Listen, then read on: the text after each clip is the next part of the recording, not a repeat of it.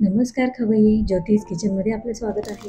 तर आज आपण इथे करेला फ्रायची रेसिपी बघणार आहोत. एकदम सोपी आणि झटपट होणारी आणि अर्धा किलो जरी तुम्ही कारले आणले ना तरी पटकन संपतील अशी करेला फ्रायची रेसिपी बघू. तर चला त्याच्यासाठी काय काय लागणार आहे आपण बघूया. इथे मी अर्धा किलो कारले घेतलेले आहे. एकदम ताजे आणि फ्रेश कारले आपल्याला इथे घ्यायचे आहे. पिवळे पडलेले कारले घ्यायचे नाही आहेत. अर्धा किलो ही कारले तुम्ही असे जर बनवले ना तरीही घरामध्ये सर्वांना आवडतील आणि कमी पडतील खाण्यासाठी. तर आता कारले आपण मागच्या साईडनी कापून घेतलेलं आहे आणि इथे वेफर करायचं जे यंत्र आहे त्याने मी कापून घेणार आहे. बारीक चकत्या त्याच्या करणार आहे. तुम्ही लांब लांब जरी कापलं तरीही चालेल. तुमच्या आवडीनुसार तुम्ही हवा तसा आकार याचा करू शकता. तर मी इथे बटाटा साळायचं जे यंत्र आहे त्याने त्याच्या चकत्या करून घेतलेल्या आहे.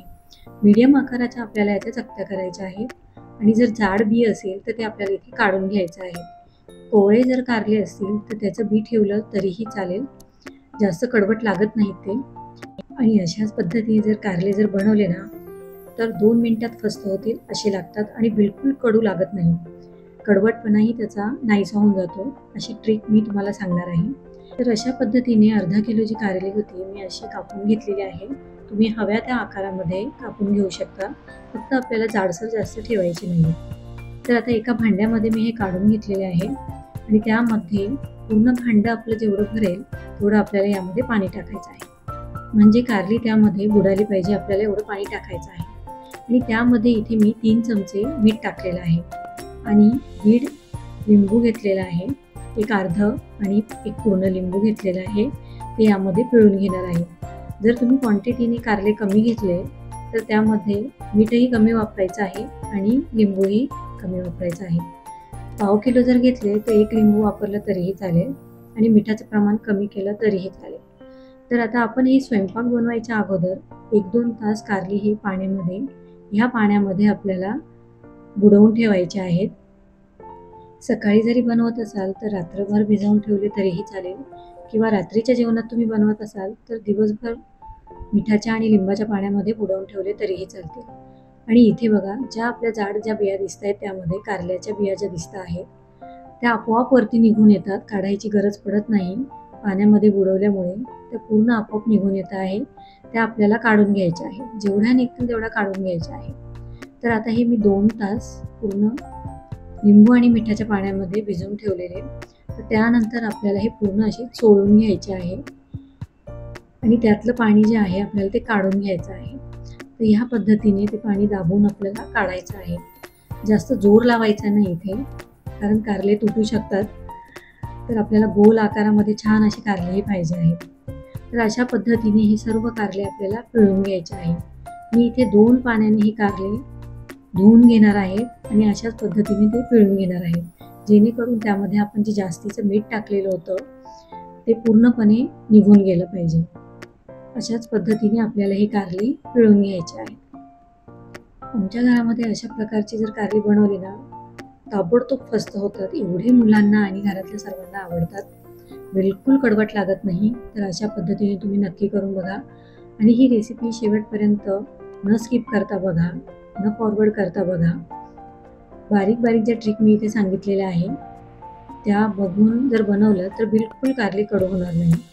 तर आता एक पाण्याने आपले धुवून झालेले आहे. आता इथे मी दुसरं पाणी घेतलेलं आहे आणि त्यामध्येही आपल्याला तीच पद्धत वापरायची आहे.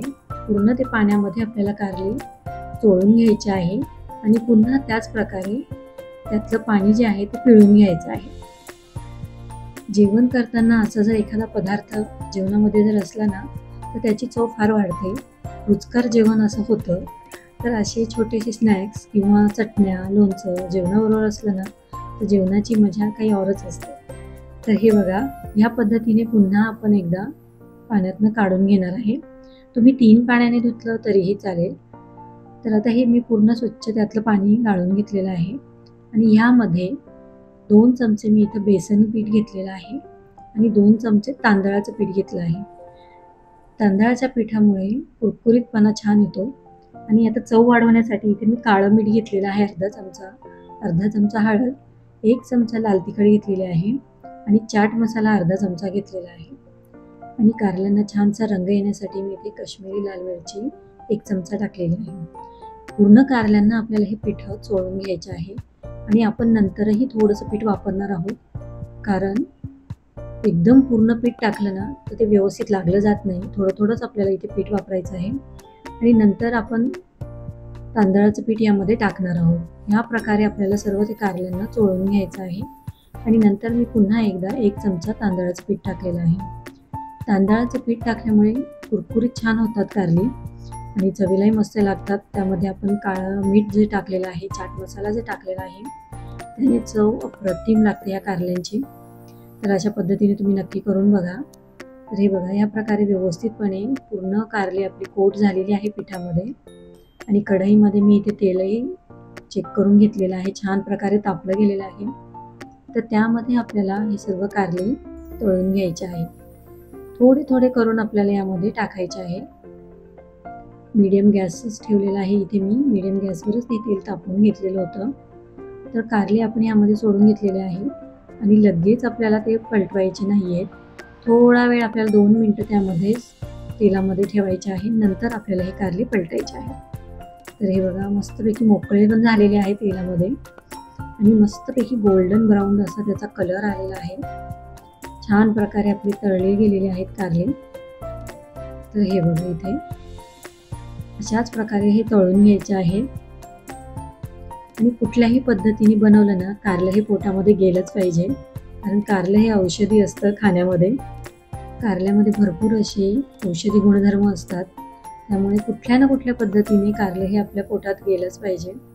तर आता मी दुसरी बॅचही कारल्यांची तळून घेत आहे. कुरकुरीत आपली अशी चटपटीत अशी कारली. तर ह्या पद्धतीने नक्की करून बघा, नक्कीच घरातल्या सर्वांना आवडतील. आणि एक दुसरीही कारल्याचीच मी रेसिपी तुम्हाला पुढच्या वेळेस नक्कीच शेअर करणार आहे. तर ते वेगळ्या पद्धतीने मी बनवते, त्याचीही रेसिपी मी लवकरात लवकर तुमच्याबरोबर शेअर करणार आहे. तर हे बघा, आपली दुसरीही कारल्यांची बॅच जी आहे ती तयार झालेली आहे तळून. तर अशाच पद्धतीने सर्व कारले मी इथे तळून घेणार आहे.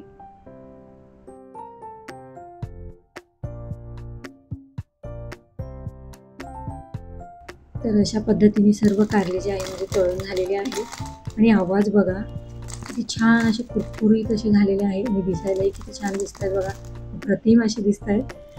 आणि अशा पद्धतीने केले ना, तुमच्या घरातल्या लहान मोठ्यांना सर्वांना नक्कीच आवडतील, कारण कारलं म्हटलं की घरातल्या सर्वांचं तोंड वाकडंच होतं, कडवट लागतं म्हणून.